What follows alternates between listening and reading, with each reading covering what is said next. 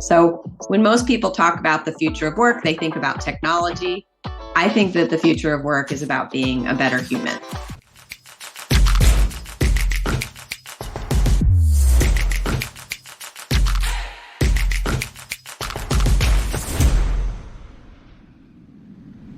What does it mean to be more human? How can it benefit you, your career, and others? In this special panel episode of the Creator Community with 3 doctors, now authors, we explore humanism and how we can bring more of it into our lives and positively impact those around us. We will never live in a world without stress, systems, or people. It is the attitude that we take in viewing these elements that make the difference in how we live each day. When we see the world as a place of discovery and learning, we connect more deeply with others and ultimately become more human. That's what this episode is about. Check out the show. Welcome to the Creator Community. This is a podcast from book publisher New Degree Press, or NDP. I'm your host, John Saunders. This program is powered by Manuscript Inc. The show is designed to celebrate, elevate, and showcase many of the incredible authors that have published their books with NDP. In this show, we learn about their authors, their journeys, and their books. This year, NDP will cross over 1,700 published authors from 6 continents and has earned the spot on the Inc. 5000 list for the 2nd year in a row. This is the fastest growing privately held companies in America.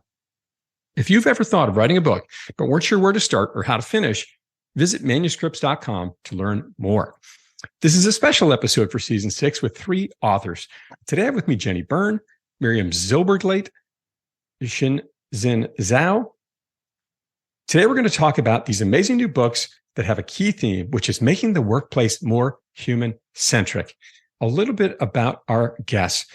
All are PhDs, doctors. This is the first ever. Jenny is the founder and CEO of Constellation PLLC and Chief Patient Officer at Belong Health. She has been called a triple threat because of her work as a physician leader, a healthcare executive, and as an entrepreneur. She's a brain and behavior specialist with extensive training and experience in psychiatry, psychotherapy, and neuroscience. Dr. Byrne is a relentless optimist and believes that if we change our outdated assumptions, we can all work smarter. Dr. Miriam Zylberglait is a triple board certified physician in internal medicine, geriatrics, and obesity medicine with extensive clinical and academic experience. Dr. Z, as she's known as, is interested in the areas of well-being, burnout, mental health, and leadership development. She completed a fellowship in leadership education and development, AAMC certification as a mental health ally, and training as physician wellness advocate. Dr. Z has been recognized for multiple achievements, including Mentor of the Year, AMWA 2021, and American College of Physicians Young Achiever 2017. Originally from Peru, Dr. Z has 2 awesome sons, a caring husband, and a supportive family. Her dream is to help others achieve lives of full joy, meaning, and well-being. Last but certainly not least, Dr. Xinjin Zhao spent over 30 years as a global business executive with various leadership roles around the world. Educated at MIT and Wharton, he has always had the curiosity to try, the passion to learn, and the willingness to share. Xinjin maintains a weekly LinkedIn leadership blog with over 280,000 subscribers around the world. His interests include reading, photography, and marathon running. Wow, what a fantastic group we have here today. Welcome all of you to the show. Thanks, John. For having us. Before we get into your books and these incredible topics you have around human centricity and the importance of that, if you all would just share a little bit about your career journey and what that looked like for you and what led you to this moment. Miriam or Dr. C, if you'd like to start. Well, first of all, thank you so much for having me here and for having me here with 2 amazing friends and co-authors. As you mentioned, I am a physician with multiple certifications, and even that may sound important, really, that's not what I consider more important in my personal or professional career. My goal is to help others. My goal is to create well-being and raise awareness about mental health and a better quality of life. And my career is, as well as the book, are only my tools to achieve my real dream in life, that is to help. Incredible. Thank you for sharing that. Jenny, you want to share a little bit about your background? Yeah, and thanks again, John. This is like such an amazing group to be here with. I just feel very privileged. I'm also a physician by training, a psychiatrist. My career has circled around brain and behavior. So that's kind of my passion, and that's how I tend to see the world. So done a bunch of different things, including practicing medicine, solopreneuring a practice, being a national exec. But really, it comes down to how people work. and how the human brain works. That's what fascinates me. So when pandemic hit and we all started working virtually and trying to figure things out, I felt the answers weren't coming quickly enough. And so I started to do my own research using the brain and behavior lens. And then from what I found, I got inspired to share it with other people. And that's how I got to the book. Thank you for that. And Shinjin, a little bit about your background, please. Like I said, you said earlier, I have been in the business side, different from Jenny and Miriam. Over 30 years, I was in the business side, and as a business person, traveled all over the world. I was managing a global business, traveled probably 30, 40 different countries, has different customers, partners, colleagues around the world. Around 2017, I got a completely different assignment to go to China to manage an investment project. At the time, I was thinking, I don't want to just disappear from the planet. How do I maintain this large network I built over the year? So I started blogging on LinkedIn, started a blog as a way of connecting with all the colleagues. The more I blog and the more people are interested, slowly that built up into the 280,000 people around the world reading my weekly blog about leadership, about culture, about decision making. And that led to a lot of people asking me, why don't you write a book? So when I retired a few months ago, I guess it's 8 months ago, the first thing I did exactly the week I retired, I signed up for the program, write a book. That's how I started to write the book. What started as a way to connect with others and maintain this network when you were working abroad for a bit turned into quite a following. That is fantastic. Miriam, let's go back to you. How did you discover this program? And how did you fit it into your busy life with a family and a career? Oh, so this program, this was a miracle and it saved my life. It came to my life when I needed the most. I was going through a lot of challenges in my previous job, and I was considering during that time to really quit my job and find a different way to advocate for things that were important for me in the healthcare system and around well-being. As part of that, I started connecting with people in LinkedIn, trying to learn more and more about the topics. And I found one of these contacts that was celebrating writing a book. And I thought that this was too good to be true. I did some research about it, and it took me 2 days to go through my imposter syndrome moment, thinking that this is not for me, that being, having English as a second language will not fit this, and all these crazy ideas that came to my mind. And suddenly I sent my information and I received the call, and the best thing that happened to me. Thank you so much. So you found it by somebody in your network posted about it on LinkedIn? By a friend of a friend of a friend. It was like, now we are friends, but we didn't know each other before. It was just good luck. It happened as a miracle, really. Amazing. A miracle brought you here, Miriam. Who was the author who you noticed posting about a book? Her name is Jennifer Tam. That's, I believe, two groups before us. Incredible. It's amazing how many folks find their way here through social media posts. Jenny, what was your story? How did you discover the program? So it was almost exactly a year ago, I would say this time. I had worked with an executive coach, Randy Braun, who is also an author in our group. And she called me. We had worked together a couple of years ago. And she's like, Jenny, I always said you need to write a book. Like, here's your chance, write the book. And I was like, yeah, thinking in my mind, this is a very serious decision. I have a lot of other things I'm doing, and I don't know if I want to commit. And like 30 seconds later, I was like, yes, I will write this book. So it was just a serendipity moment where the pieces came together and Randy gave me that little nudge. But it was, I don't know, I just felt like it was right. It was something that I knew it was the right time to say yes. Love to hear that story. Shinjin, how did you come about finding the book? I'm relatively active on LinkedIn. I came across Professor Eric Custer's posting accidentally, maybe about a year and a half ago. I followed him for a long time without doing anything. Writing a book, to be honest, it was a bigger challenge than I was ready for, just to follow him and reading his posting stuff. When I retired, I decided to connect. I had a call with him, 30 minutes call. I would say with a little bit encouragement from him and a lot of blind faith, I could write a book. I jumped in, and that's my journey.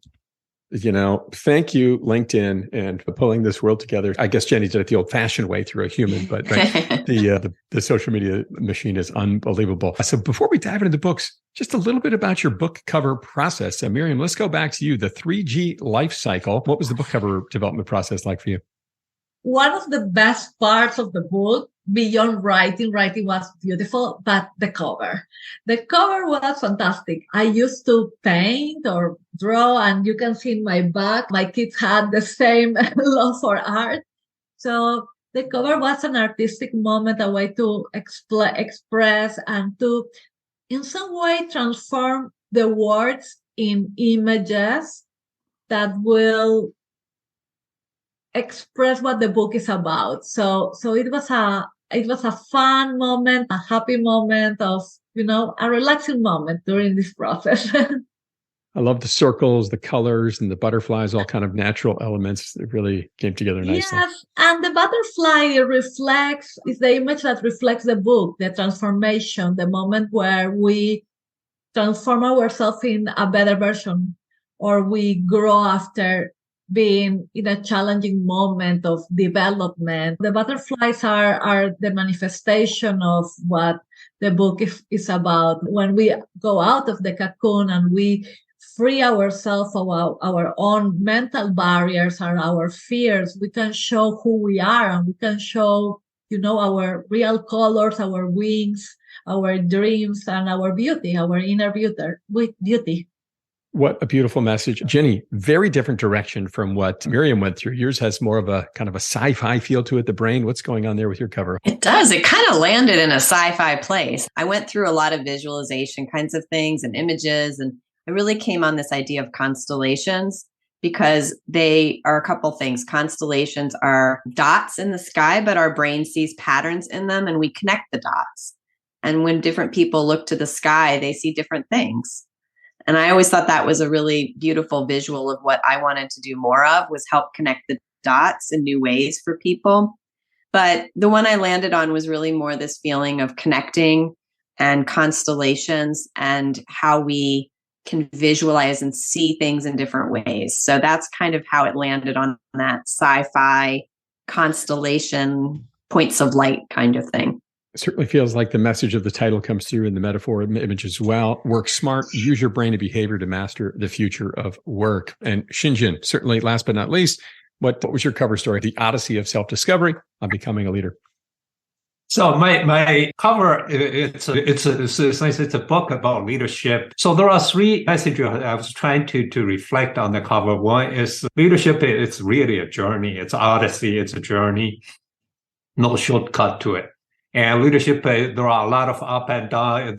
There is no straight line. You're going to go through a lot of up and down.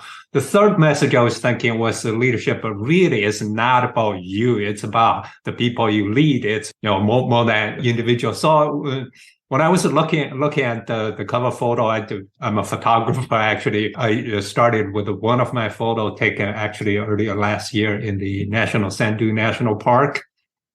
It's with the sand dune that came out, I think, nicely reflect all the message I want to reflect. I had a survey with my community, and overwhelmingly people chose that's how it ended up on my cover. So this image of the two people walking over these enormous sand dunes, you took that photograph. That's my photo. That is awesome. Thank you for sharing that. And you all did such a great job of pulling the metaphor out in your story. So let's get into these books a little bit. So Miriam, let's go back to you. So the 3G life cycle, the secrets for achieving joy, meaning, and well-being. What is this story about? I was looking for transformation. I was going through it, and I was asking myself how to do it right. I have been always labeled as this resilient person. I really bounce back very easily through life. Part of being a physician also, that's how they train us. But I have this particular way to do it. And I was never able to really explain it to others. I just knew I do it. So during this period that was so challenging for me, I was trying to replicate this, but in a more strategic way. Is how do I do it? And how do I do it this time right? Because this time is very serious. It's not only COVID. I am trying to quit my job. I'm trying to fix the system. My family is going through difficult situations. This is beyond my typical challenge. So part of this exploration took me to a point where I discovered that I don't see life in a linear way. For me, life is not linear. I don't go from one point to the other without return. I actually see life like a video game where I have different levels. And each of these levels give me the opportunity, like when the kids play, right? That, okay, you die, but you try again in the same level. And every time that you are going through the level, you learn a new trick, or you ask your friend how you do it, and then you are able to finish that with extra points, and you go to the next level. And what is interesting about that is that all the things that you learn in the level 1 will help you to go to level 2 in a better way and to grow. So that's exactly how I see my life, cycle after cycle. So I was thinking about, okay, what are the components of my cycle? And I discovered that I really live my life based on these 3 Gs. My first G is goals. And sometimes my goals are based on society requirement. You have to finish a school, you have to get married, you have to have kids. There are things that kind of are forced in our life. You have to get a car. But there are some goals that are inner goals that are even more deeper related to myself. And those are my dreams, writing a book, helping others. So I start any process or any cycle in my life with goals. Then I go to this energy that keep me moving. And that's my second G, that is grit. That's my fuel, my emotional fuel. And in theory, we should be finished the cycle with achieving your goal. But that doesn't happen every time. And sometimes goals change, or sometimes we change directions. And that doesn't mean failure. That means that we just learn something during this process. And that's why I finish with grow. Doesn't matter what happened, how difficult the cycle is, or how amazing it is. If we use a cycle as an opportunity to learn, to create new connections, to develop new skills, we will be growing all the time. And that's explanation of what the 3G cycle philosophy is and how we can apply it in our lives. Goal, grit, and growth. I really appreciate that in this metaphor for video games and how we go through each level, learn a little bit, maybe fail, come back and try it again. You're going to make some of the video game time limit conversations with my son more difficult with that story there, Miriam. But thank you. I love the metaphor. Thank you. And Jenny, work smart. What is use your brain and behavior to master the future of work? What's your book about? Writing to friends and colleagues of mine, we were talking about pandemic and will we go back to work, quote unquote, go back to the traditional office. And everyone was like, well, I don't know. I feel like I need to do something. I'll just go back. I was like, why do you want to just go back? You used to complain about your job all the time and how you hated it and it was miserable. And like, why on earth would you just go back and do the same thing when you have this opportunity? So that really fueled me to start writing. And when I was writing and researching, what I found was that what I believe most people are struggling with right now is human connectedness. And that was pre-pandemic. We were all struggling with empathy, connectedness in the modern Western world that we live in. And I believe that to get to empathy, we need to understand it. But before that, there's some building blocks. And so the first sections of the book are about the building blocks, which are communication and time management. And once those 2 building blocks are there, then you can build to the human connectedness and empathy, which we're all, I think, craving so much. So the book is a little bit of science, a little bit of brain and behavior science, a lot about the workplace, especially what I call the traditional office, and then a vision of the future, what it can be like if you do things differently. And I believe there's small, very pragmatic things you can do today to make it a lot better that are probably not as hard as you think they are. So when most people talk about the future of work, they think about technology. I think that the future of work is about being a better human. We're still going to be humans at the end of the day, aren't we? We can't change that. And I love these core concepts of communication and time management and really if we can navigate those, connection will happen. And when connection happens, that's when work can really flourish, right? We take away those emotional barriers that oftentimes can come about in the workplace. So what a lovely story and way to frame that, which is really, I think, key elements of leadership, which I think lends nicely to Xinjin's story. So Xinjin, what's a bit about your story? I'll start with a quote from Toni Morris. She said something along the lines that writing is like an advanced and slow form of reading. If you find a book you really want to read, but has not been written yet, you must write it. I thought it's a reflection of a lot of the people in our community. Throughout my career, to be honest, I read a lot of books extensively about leadership over the years. Many of the books inspired me, motivated me in some way, but to be honest, I never found one book truly give me the clarity in terms of what exactly is leadership or what leadership really means. So about 2 years ago, I wrote a blog. I said, what is leadership? But that became actually the most popular, most read blog I ever wrote. There were a lot of discussion, a lot of comments from different people. I slowly realized I'm not the only one struggle with that clarity, what leadership, but everybody does. I think that's truly a reflection through that exercise. Everybody struggle, everybody trying to figure out what leadership is. So the book itself really, it's trying to describe the foundation of leadership value, consistent with what Jenny said earlier. Really, it's about how leader can develop a self-awareness to explore their own value, to better connect their value with the organization objectives. Unless those things are connected, it's very hard to be motivated or inspired. So the book starts with how do you get to know yourself better. I think the effectiveness of your leadership can be enhanced by knowing what truly inspire you, motivate you, and how you actually ultimately make a decision. If you have that guiding principle, you're going to be making principle based on certain principle. Otherwise, you're going to be just reacting with the moment. So in addition to the stories, the insight, I interviewed a lot of people, thought leader, executives, of course, my own success and failures over my career. I also included in each chapter some specific leadership action. In the end, it's just reading. It's not going to get anywhere. In the end, the reader has to reflect, has to translate some of the concept into action for them to be a more effective leader. So that's kind of a nutshell of my book. Pretty powerful that you talk about leadership and you start with the title, The Self-Discovery, right? And so many times we lead, we're busy, we've got these, monthly, quarterly things we need to accomplish. And, we can oftentimes overlook these things, right? Because we're running so fast and hard.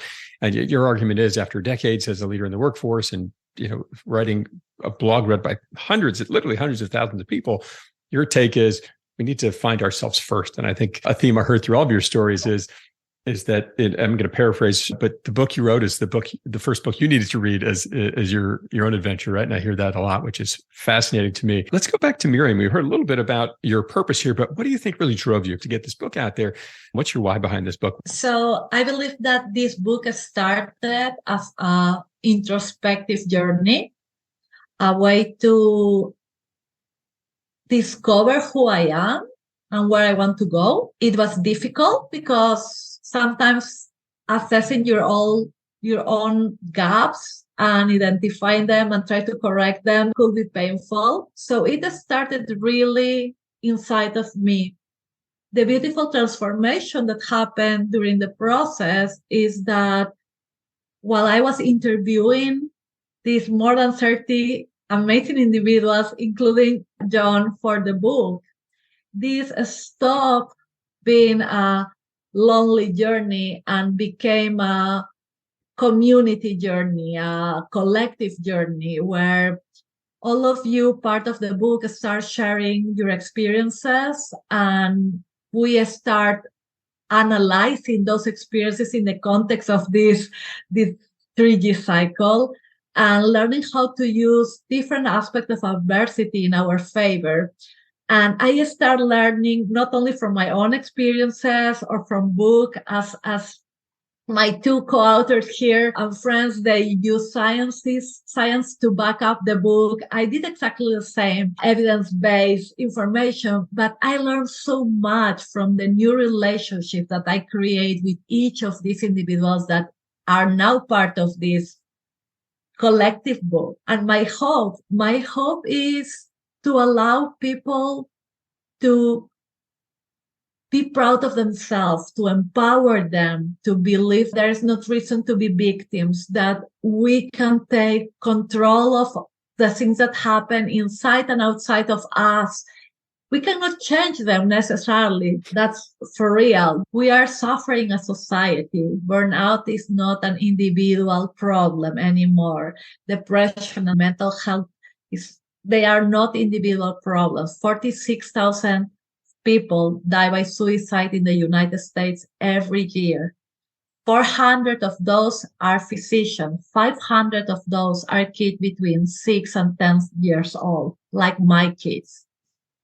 If we don't start healing ourselves, being self-aware, learning how to communicate, if we don't start this transformation and we don't become a better version of ourselves, and in the process we allow others to do the same and we help others, where are we going? It's time for us to stop being victims, to be empowered, and to take life in our hands. And I will use the phrase that motivates me to do this. And this was said to me by my kid when he was 7, now he's 9 years old. This is your life. This is your choice. This is your journey. What a wise young man you have in the household there. Was he interviewed for the book as well? Yes, I have a lot of stories from my kids. They are probably the ones that are teaching me the most. No doubt in my mind about it. Well, thank you again for having me as part of your book. I love your chapter. It's so beautiful. I really appreciate the simple but profound statement you're making here, which is life is far from perfect. We're going to face challenges, but if we can take a step back, set some goals for ourselves, have a bit of resilience, do some self-discovery, we can experience growth. And that is a never-ending journey, which is just a theme here throughout, and finding ways to really make connections along the way in our lives and career, which I think leads us to Jenny's story, which is creating these connections. Jenny, what drove you? What was your mission behind this book to get it out there? Well, you can see, first of all, just from hearing from my colleagues here, like the energy that you get from writing as a community is pretty profound, because that's something special about the program. And that humanism shines through, and you can hear it with my colleagues. But what drove me to get it across the finish line, it started as a very cerebral exercise. This is interesting. I'll research this kind of in my head. And then the more I did, the more folks I talked to, the more I researched, the more I had conversations, I think it got a little emotional. You know, sometimes I got really mad. I got really angry talking to people like, why are you just burying your head in the sand and creating these workplaces that are making people miserable? Why are you being so stubborn? Or I would get touched by a story about someone who really went out of their way to create something different and more human. Or I would get excited about the way things could be. And so it got more emotional. And sometimes I still feel really angry at people or situations, or I get really inspired by hearing others. And so it got out of my head and into my heart a little bit. And I think the emotional part was actually what really helped me get over the finish line. It was interesting as an intellectual activity. And as a scientist, there's a lot of science in there. But it's really profound when you talk to people how things about work impact them and their families and their loved ones and their friends. And so I think it was the emotional saliency, as I call it, that really helped push me over the finish. So seeing these journeys that had such emotional impact on people and how it was changing their lives, is that what I'm hearing? Yeah, just people who are making work better now. It can be better, you know, and hearing the stories and how that impacts all the people they work with. And then seeing the opposite, people who are stubborn and doing things a terrible way without regard for humans, and how terrible it feels and how deeply that impacts people who are in bad situations.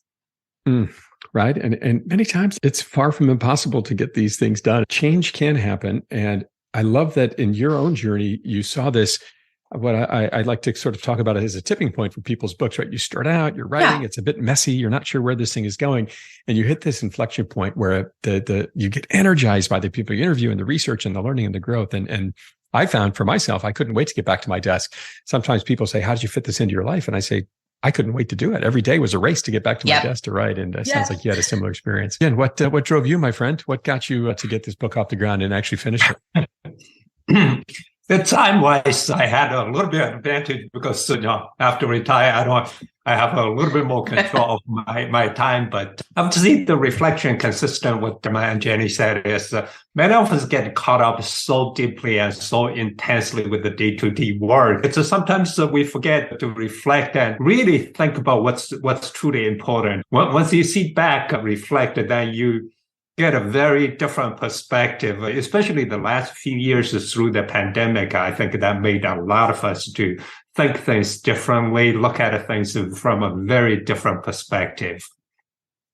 So the writing book, of course, part of that I started with myself, to be honest, to help me to create the clarity. What is leadership? For example, some of the framework. What is leading versus influence? What's the difference between self-awareness and self-confidence? Or how do you influence organizational people in different stages of a career? That's started my thinking. To be honest, I consider a relatively successful career. I had appreciate the wonderful opportunity to do what I did. But our journeys are not self-made.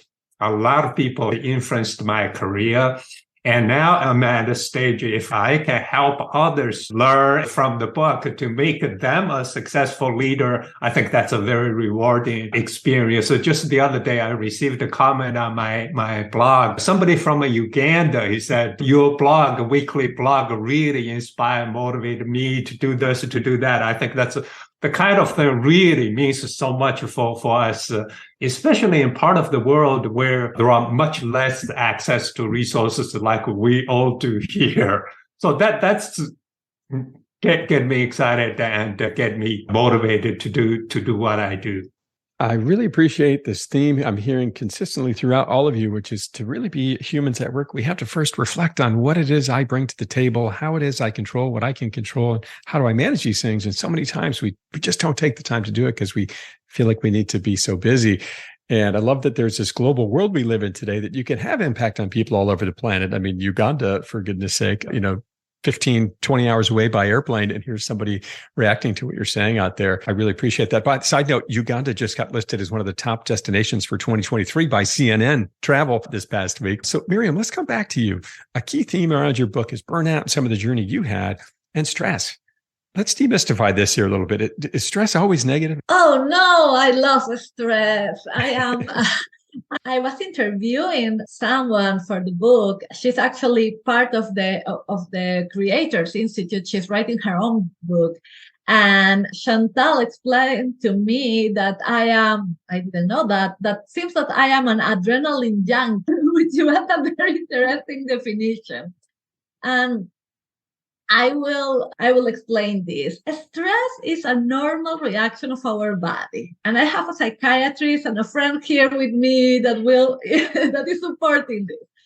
We came to the world with a neurological system that involves stress, and stress is normal part of how we function as humans. And it allows us to not only survive, but also to thrive if we use it in the right way. Stress was the mechanism that decades ago or hundreds of years ago, we used to survive when we were in front of a lion. And now the lion uses suit and looks very fancy and drives maybe a Ferrari, but the lion still exists. And we use the same mechanism of our body to protect ourselves against lions or difficult moments. But also we use it to be inspired and to get this adrenaline that we need to keep going. So the trick about the stress is not stop stress. We need it. There's actually a nice curve that explains how great is stress. So imagine that you want to write a book, and you are in the beach, relaxing with your margarita, with no deadlines, the probability that that book will become a reality is absolutely very low, right? You are too relaxed. So this extreme of the curve is probably not positive for you to be, effective in your life.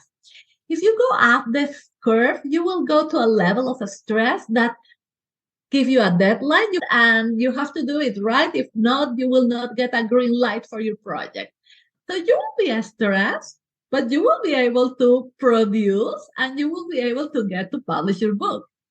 Then you have the other extreme, that is someone screaming at you in the phone and telling you that you suck and that you don't know how to write a book and that, and your blood pressure goes up and your heart rate gets out of control and you feel so ashamed and suddenly depressed and you cry and you burn out and no book, of course, because of the consequences.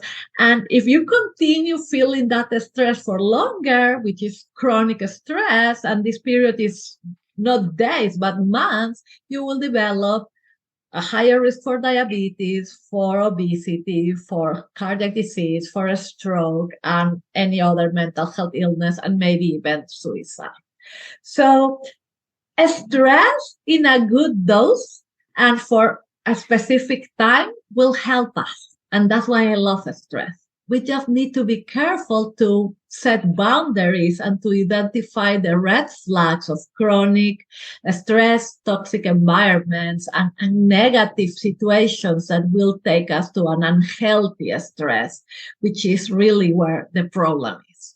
And that is a difference that we need to learn. So we are not trying to blame stress. We are trying to use it in our favor. Stress is always going to be with us. It can energize us to be defensive or to maybe be proactive, right? And how we view it and how we try to harness it and leverage it is going to make a big impact. Jenny, a key theme from your story was around the traditional office and how that's kind of set the tone for the world we all live in today. What's the story behind that? And why has it been so hard to move beyond that? So when we think about pre-pandemic, the office, we already knew that there were some things that were kind of silly and didn't make sense. So there were some TV shows called The Office, which you may have seen, so British good. And US. So good. Yeah. There was a movie called Office Space back a while ago. And so we parodied it and we knew it was silly. Here's where it came from. This is what I discovered. The traditional office is about 100 years old, maybe a little younger. And before that, we didn't have offices that look like today's offices. But Henry Ford had a brilliant idea. He made cars, and he had a brilliant idea that he could improve the efficiency and productivity of his workers by putting them on an assembly line, right? And this is kind of a famous story. What some people don't know about that story is he actually doubled their wages. That's part of the story. He created a more humanistic workplace back then to get better workers. But he created this floor. It was very successful. So before long, you needed managers to watch everybody on the floor, right? But the managers couldn't be down the street. They needed to be there. So what did you do? You built another layer on the building. You put the managers there and they could go up and down and help out. Company got bigger. You had more managers. What do? Build another floor. And once you get into large organizations, you started to have this, what we think of as a traditional business or a traditional office with ground floor, next floor, managers, next floor, CEOs got that nice, office up in the corner, maybe on the top. And that became our culture. And then post-war America in particular, that was very successful. We had a big industrial boom. And so that became our norm. And so then that evolved into the cubicles and all the other silly things that were parodied in the TV show. But that office was purely based on a factory floor model where people were providing the labor to create physical objects, which has very little to do with the work that most of us do today, especially knowledge workers, as they call it. We don't really have anything like that. And in fact, that old office structure reinforces the feeling that humans are part of a machine. And I believe that's what most of us hate. We don't want to be a machine. We're humans. We want robots to help us. We don't want to be a robot. So the traditional office was based on human beings as part of cogs in a machine. and that literally the architecture and the design of the buildings reflected that. And so all of that silly stuff about the traditional office was a remnant of Henry Ford. And who knew that we just got so used to it, we thought that's the way it always was, but it's not true. Well, we have a lot to thank Henry Ford for, don't we? But I'm not going to thank him for that one. That's amazing that we've held on to this for, 100 and something years now, right? Why have we held on to it for so long, Jenny? I think people held on to it because it was very reassuring. It was very ritualized. And for some people, it worked great. And I'm going to grossly overgeneralize here, so you'll have to forgive me. But for white men with college degrees, this was wonderful. The traditional office was like the best place ever. You had a beautiful office. You had people running around to help you. You went out for a 2-hour lunch. This was back in the day, the cocktail lunches. It was wonderful. So, as typically it was white men in power, why would they ever want to give that up? It was wonderful for them, but it wasn't wonderful for everyone else. So it was only wonderful for the small number of people at the top, but they're the ones in control. So they're the ones who designed it that way. They like to keep it that way. And I would argue, as a gross overgeneralization, that they're the ones who also want to go back. Whereas others who maybe it wasn't great for them before, they don't really want to go back 5 days a week because it wasn't great for them. I really appreciate the historical context here and sort of the why behind it, which is, it works out for the people in charge. So let's keep going with this thing, right? Unbelievable, the historical context there, and certainly this inertia that's happened. And I think there's an issue with leadership there, which I think takes us to Shinjin. One of the key questions for your story is, what is leadership and what does that mean to you? Maybe before I go into the answer to that question, I'll start with the first conversation, John, you and I had when I started the journey. Actually, you would want suggested to me before I write the book to do a survey. Turns out that the survey became a big part of my story in the book. In a nutshell, the survey, I asked people, have you ever asked yourself, why do you want to be a leader? Then the follow-up question is, has anybody in your organization ever asked you, why do you want to be a leader? The survey result was stunning. About 82% of people said that, yes, I've asked myself that question. And only 39% of people said anybody in their organization ever asked them why they want to be a leader. So what people think about leadership is very disconnected to what organizations are doing in terms of leadership. So in a way, as we said earlier, leadership really is not for you. It's about the people you're leading. But that's driven by inherently your leadership value, your core value, your purpose, how you're being raised has a big impact of what you think your leadership value is.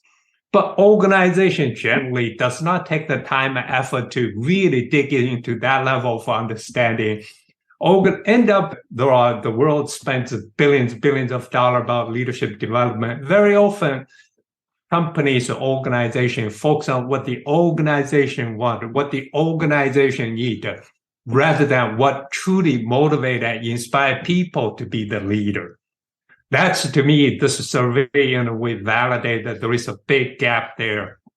So come back to the question, what leadership is. I don't think there is one answer what leadership is. Everybody is motivated by different people. That's why I lead to the question of you really have to spend the time and effort to understand yourself, to do the self-awareness, to have the self-discovery, understand how you're being perceived by others, what's truly important. In the end, I come to the conclusion that self-awareness starts with the self-acceptance. Because you are who you are. You are not somebody else. Just because another great leader did a certain way doesn't mean you have to do the same way.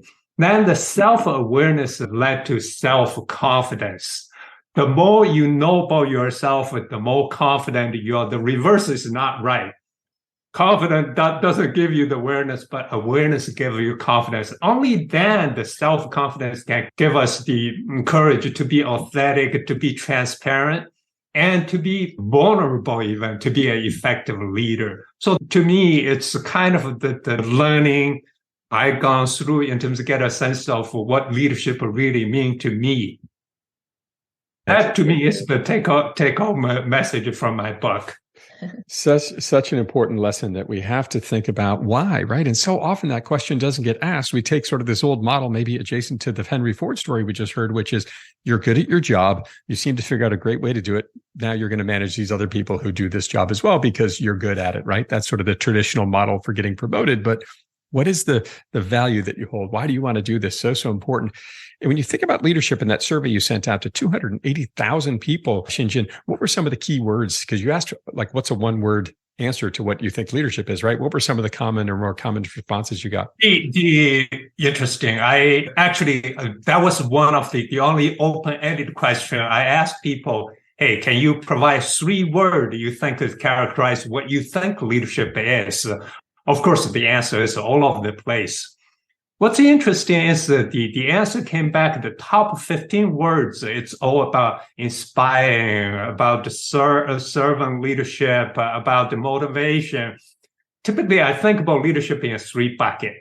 One is about really it's about the value, leadership of value. The second bucket is about really it's about behavior. Are you working hard? Are you care about people? And the third bucket is about skill sets, the communication skill, your management skill. Very often, our leadership development program tend to focus on the skill because we don't spend enough time to understand people's value or what's truly important.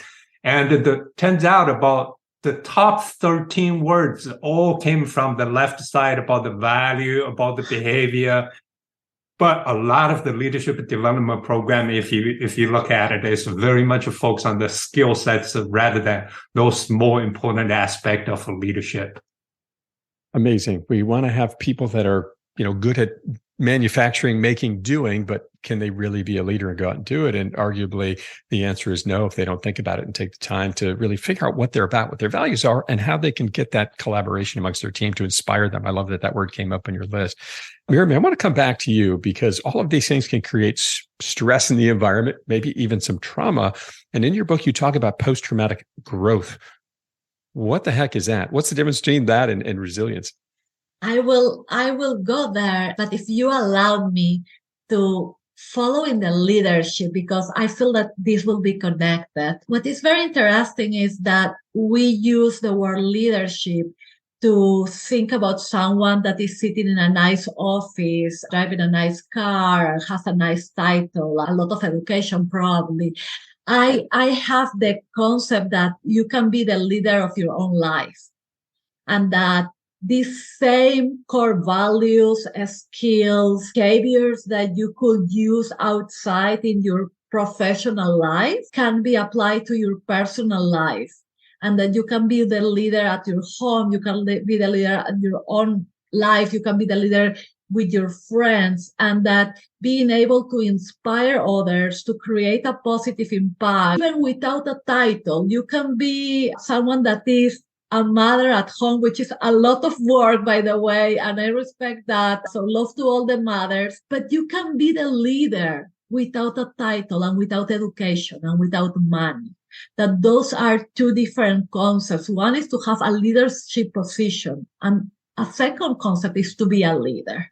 And based on that concept, I go back to what you asked on the book, right? Being someone that is able to grow after adversity, that could navigate adversity, is being someone that has leadership skills, that has this emotional intelligence, that give you self-awareness and social awareness, and that has also this ability to be vulnerable without fear, that is curious, that will not stop and feel a victim, but will actually go for the next step to ask for help, to find these answers that are needed to be able to keep moving. And how this concept of post-traumatic growth is explained is, let's think about resilience first, because we have been loving the term resilience, and we have been trying to be resilient, all of us. That has been the Be Resilient movement, right? Especially during COVID. But being resilient means that you are here in your baseline, something wrong happens in your life, whatever it is, you go down, which is natural. Why not? If you are going through a difficult time, of course we will go down, and then you bounce back to your baseline. That's resilience, being able to bounce back. So let's think about COVID. We were here, no matter what is our own here, right? We were here. We go through 2 years of COVID, and then we bounce back. We are resilient. So 2 years later, after all the things that happened to us and to others, all the changes, all the trauma, all the distress, we are exactly the same that we were 2 years ago.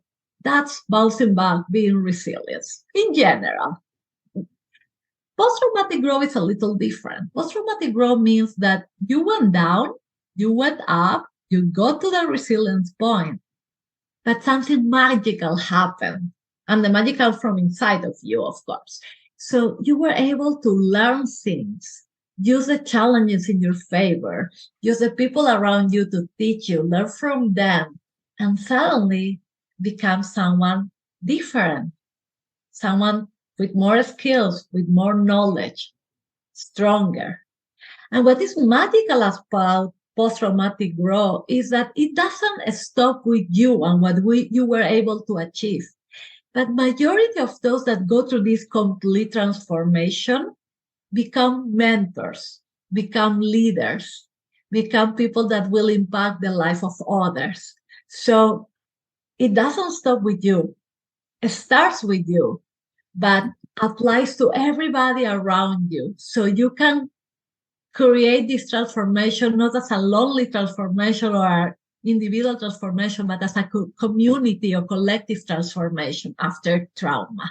And this is a term that comes from positive psychology. So there is an explanation and a science behind it. But I want to explain how, in some way, we can use adversity, challenges, COVID time in our favor. It's our decision to stop being victims of the circumstances and start looking into what can I learn from this? What can I do about it?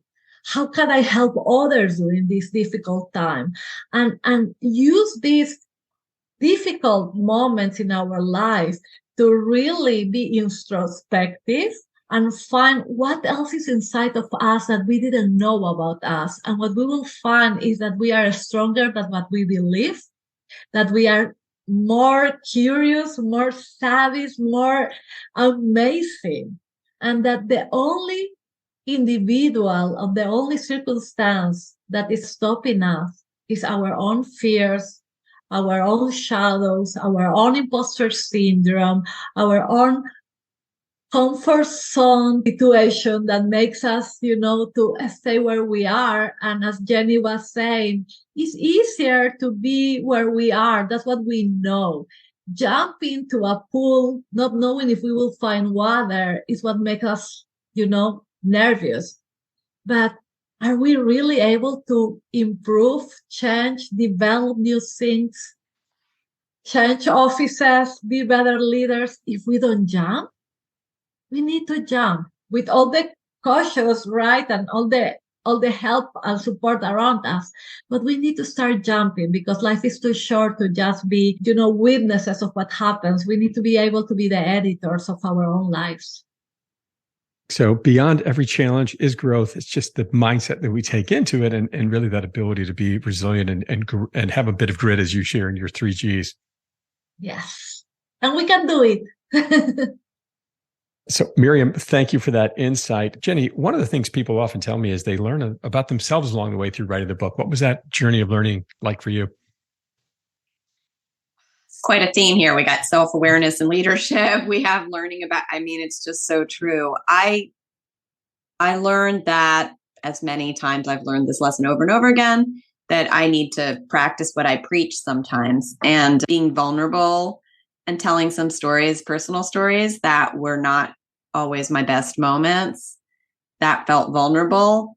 And as a leader and as somebody who wants to be a leader in multiple settings, vulnerability is important. Sharing your mess is really important. And it's actually really hard. And so I think that's a lesson I've relearned in writing the book. So there's some stories in there that are a little vulnerable, a little personal. I don't know how everyone's going to react to them, made me a little uncomfortable to share them.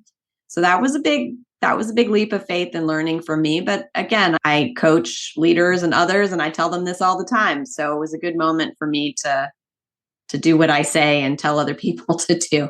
A good reminder to practice what you preach, and understanding and appreciating the power of vulnerability, right? Vulnerability breeds vulnerability, and that's how we can help bring greater connections and more humanity to each other. Shinjin, what has been an unexpected positive from you throughout this journey? Not exactly completely unexpected, but one of the thing I learned reinforced the most through this process is really the more you share, the more you learn.